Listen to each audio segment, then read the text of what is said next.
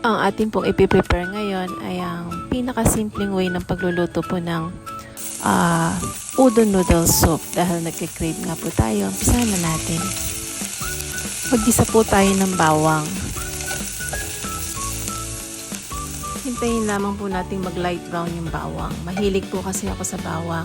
So pag nag light brown na, hanguin po natin at iset aside. Kasi po mamaya kapag ready na yung ating soup, gagawin po natin yung pan-toppings. So ayan, pag po brown na, isang tabi po muna natin yung bawang na nag-brown na. Magtitira po tayo ng konting bawang kasi po isasangkot siya natin yung natitirang mga sangkap. Mas maganda po kasi para sa akin yung isinasangkot siya yung mga sangkap. Ilagay na po natin yung mix na panahog po natin. Ito po yung mga nabibili po ng mga bola-bola, samot-sari po na panlagay po sa mga noodles. Ang gagawin po natin, halo-haloin lamang natin siya. Tapos po, lalagyan na natin ng tubig kasi yun po yung magsisilbing tip. Ihintayin lamang po natin kumulo yung pinakasabaw. Ngayon po kapag kumukulo na, titimplahan na po natin ng soup base. Ang ginamit ko po dito yung pang hot pot po na seafood na flavor.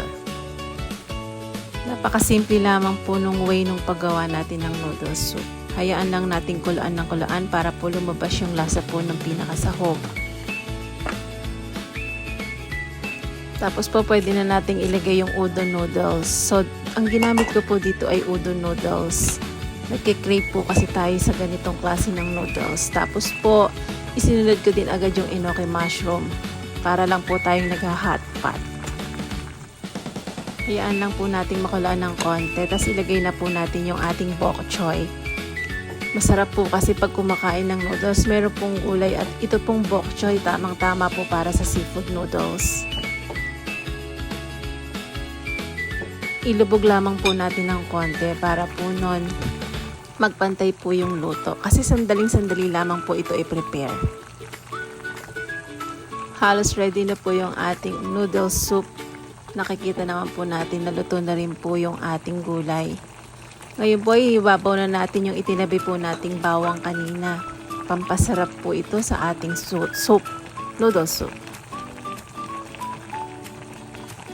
Ito po, ready na siya. Pwede na po tayong mag-transfer sa isang bowl at pwede nang kumain. Kain na po tayo. Thank you po for watching my channel. God bless us po. Bye-bye.